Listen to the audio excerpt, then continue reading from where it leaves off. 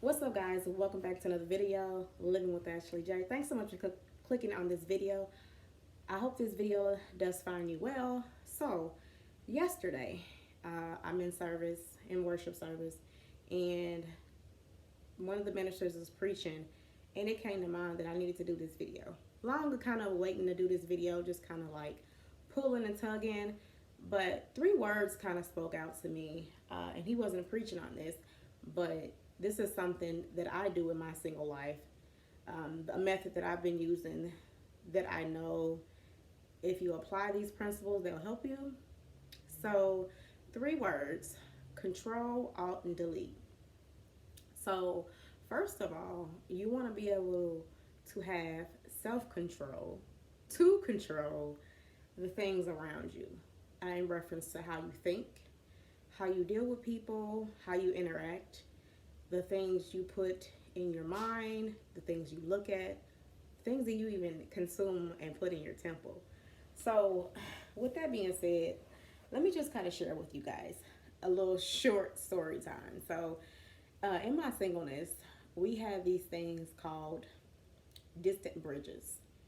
Like, what is that? Distant bridge is more so of a relationship you have with someone that's distant, even though they might live in the same city as you, whatnot. It's distant because the relationship literally didn't make it where it needed to go or where you thought it should have went. So every now and again we have these little pop-ups. So that to say, we need to be able to control who we have around us, who's in our close proximity, who you allow to penetrate your mental with everything going on. So my motto is, who sent you when dealing with others and or things, period. So you got to be able to identify, is this a detour, a distraction, or is direction? So all of them may appear to be similar, but you have to be able to control everything around you in a sense. So first thing I do is putting on my first 15 in the morning. That's my devotion. I'm going to take 5 minutes to pray before I even step foot out of the bed. I'm going to definitely read the word, and I'm going to address God in prayer. I'll go later on throughout the day and then just do more in depth. But first 15, that's the principle I've applied to my life, because the first 15 minutes of my day, I want to make sure I'm having that communion, that devotion with God in prayer, so He can direct my path, and I'm putting on the armor before I face the world. So make sure that you are definitely doing that. And that's one way to practice control. The second way is to make sure that whoever is in your close proximity, excuse me, guys, basically who you're surrounded by. I don't care if it's social media sites, porn sites, for those ones that like porn. I'm just putting everything out there by stuff that people are not going to talk about. I'm going to talk about it. It could be something as such as a thought process, old flings, relationships. Honestly, guys, you got to be able to control those things, get a handle on them, and you're not going to be able to do that by yourself. You're going to have to need an accountability partner. You may have to seek therapy.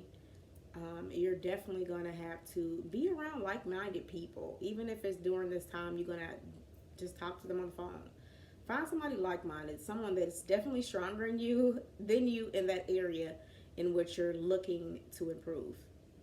Okay? So, sum 11 and upstream. Control your surroundings in a nutshell by getting a hold of things. Delete. That's, let me back up before I do delete. Alt. And that's just honestly alternate. That means change the way you were thinking, change what you have surrounding you, change what things you used to do. You know how people say, oh, well, that was the old me?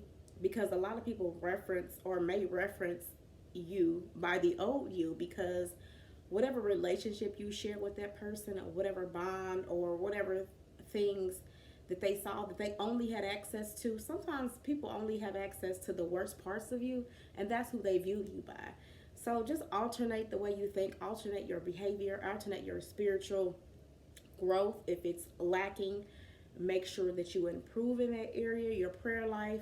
Find you a decent prayer partner that's not trying to do anything besides that. You know what I'm saying? Whether they're the opposite sex, whatever. Make sure that their heart is pure. A lot of times we have difficulties finding someone that is sincere in the area that we're looking to elevate.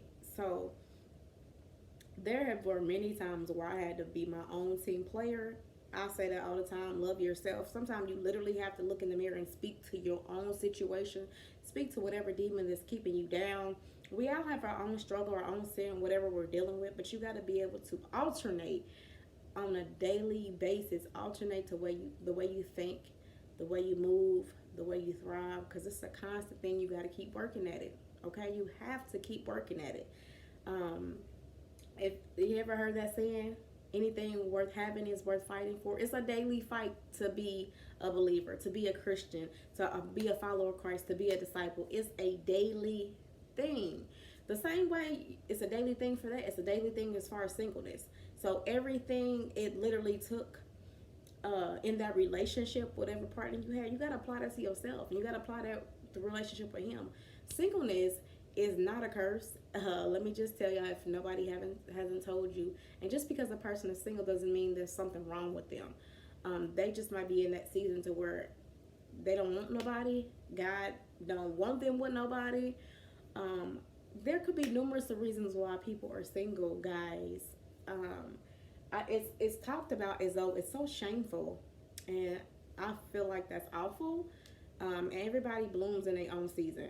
So a lot of times being single is a good thing. I found that to be a good thing. And I'm like really being selfish with my singleness at this point. So delete. That's our final word for today is delete. Anything in that old you that's keeping you from, sometimes we can be our own stumbling block in some areas. Anything that's keeping you bound, not helping you elevate, anything, anybody, delete them. Get your black book. This is our new school black book. Go through your contacts and delete. Block. Go to those sites, whatever you're on, even if it's shopping. Now, you know good and well you shouldn't be shopping the way you shopping. Whatever it is that's holding you back, delete it out your life.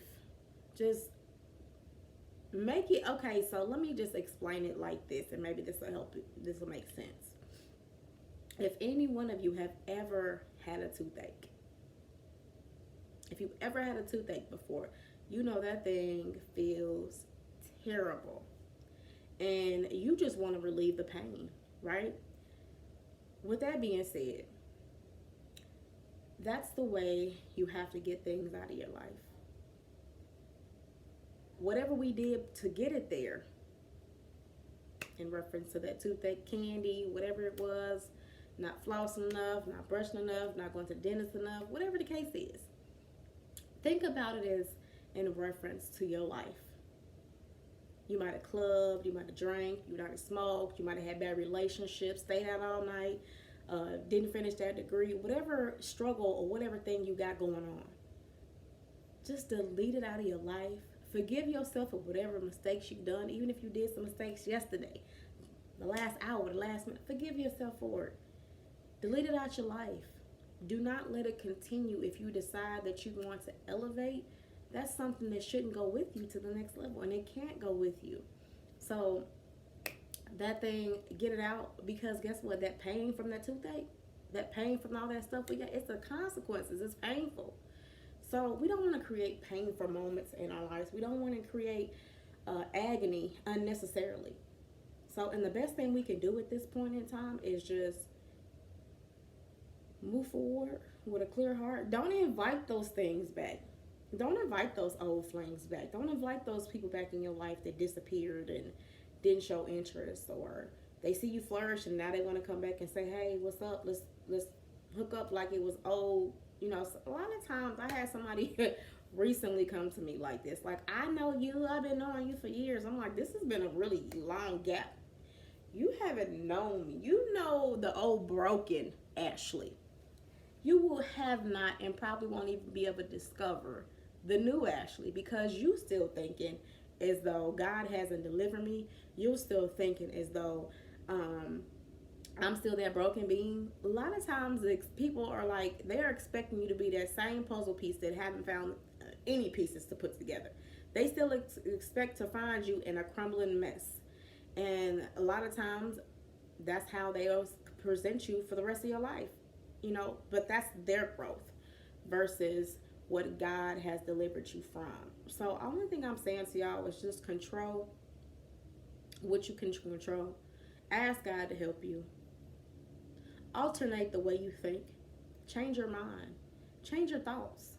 Become something better. Become something new because you have it in you. You can do it. And delete the things that are keeping you from accomplishing your goals, that are keeping you from going forward in God, that are keeping you from going forward in your marriage, your singleness, your degree, whatever you have going on, your endeavors, your business, whatever. Delete it out your life because it's going to do nothing but cause you more agony and pain and keep you further away from your goal. That finish line that you're looking to see, that glory, that crown that you're looking to gain. Trust me, guys, the best thing you can do in this day and time is control, alt, and delete. So until next time, thanks so much for tuning in. Like, comment, subscribe, and peace.